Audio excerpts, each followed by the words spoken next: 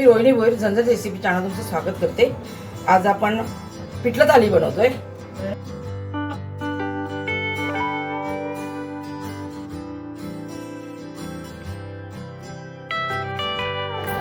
तर आपण इथे पिठलं थाळीसाठी सर्वात पहिले ठेचा बनवतोय।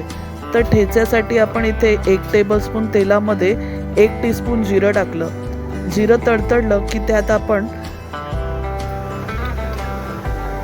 5 मिरच्या टाकल्या। कमी तिखट अशा या मिरच्या आपण इथे घेतल्यात।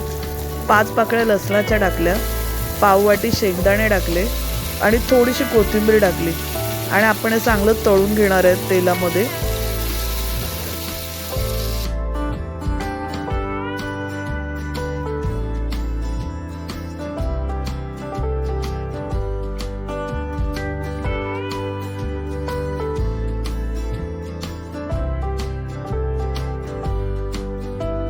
ठेचा बनवायच्या अगोदरच सुरुवातीला मी या तव्यावरती भाकऱ्या भाजून घेतल्या।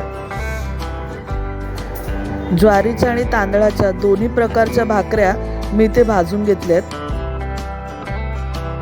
आपण थोडं मीठ टाकतो ठेच्यामध्ये, थोडं टाकायचं, अर्धा टीस्पून आपण मीठ टाकलं।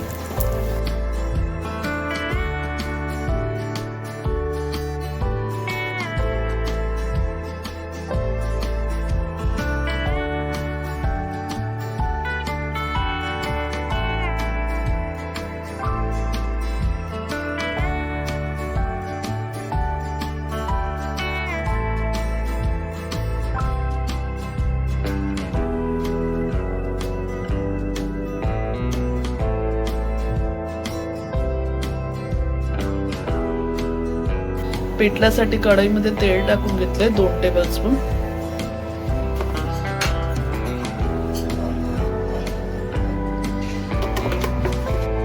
एक चमचा राई, पाव चमचा जिरं,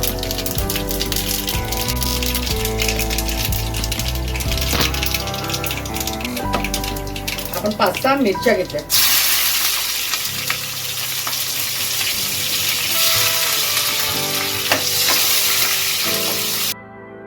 आपण इथे 10-12 पानं कढीपत्त्याची टाकली।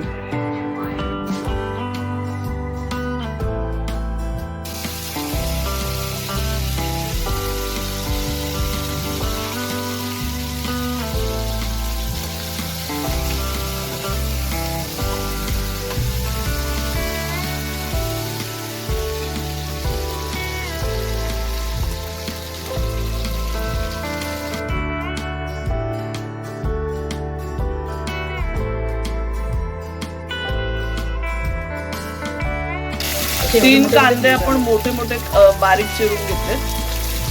पिठल्याला जास्त कांदा लागतो, मग 3 कांदे घेतले।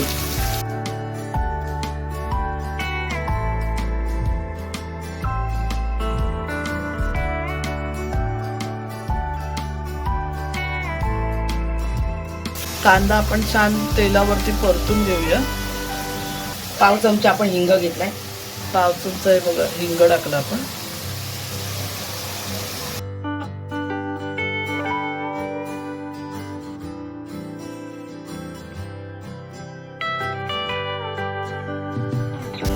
आपण इथे किती वाट्या घेतलं असेल बेसन? हे 1.5 वाटी घेतलं। 1.5 वाटी बेसन घेऊन पाणी टाकलं आपण, 1-2 वाटी पाणी टाकलं त्याच्यामध्ये। कांदा गुलाबी रंगावर फ्राय झालाय।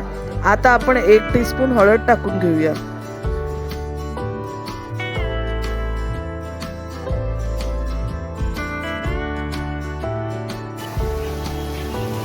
गुठळ्या पहिले पिठामध्ये असतील ना त्या हातानेच मोडून घ्यायच्या आपल्याला।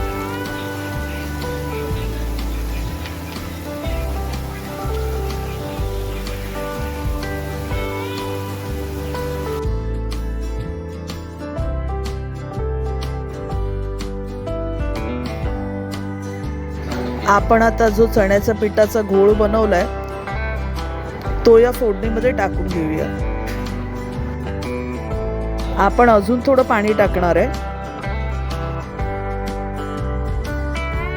आपण इथे अजून 1 ग्लास पाणी टाकून घेतलं।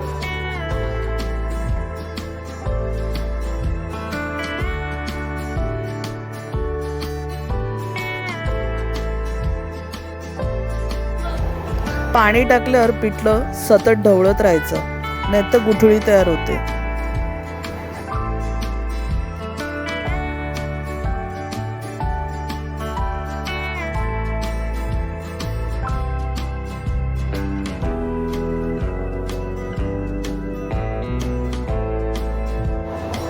गॅस स्लो ठेवून पिठलं सतत हलवत राहायचे.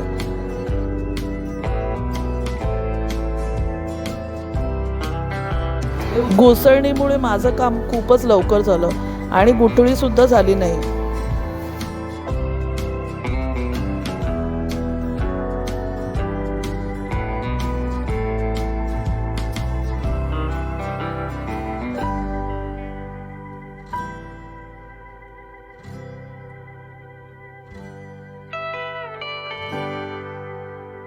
आता आपण पिठल्यामध्ये मीठ टाकून घेऊया. 1 टीस्पून आपण मीठ टाकलंय, अजून थोडं टाकतोय. आपण 7 लोकांसाठी हे बनवतोय.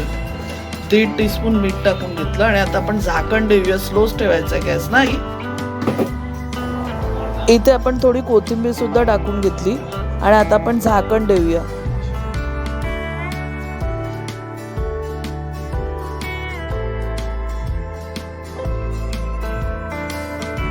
ढवळत राहायचं. बघा आता आपण ढवळलं ना खाली, तर खाली पूर्ण जाड जाड असं झालेलं, तर ढवळत राहायचं मध्ये मध्ये सारखं, है ना.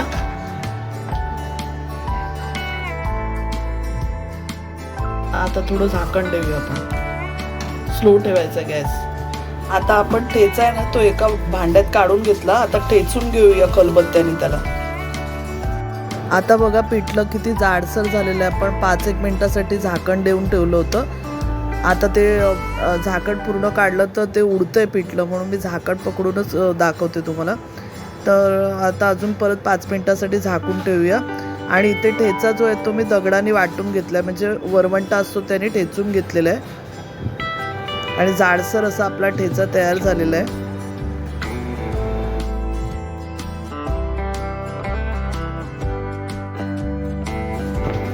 वरून कोथिंबीर टाकून घेऊया आणि गरमागरम पिठलं आपण भाकरी बरोबर सर्व करूया.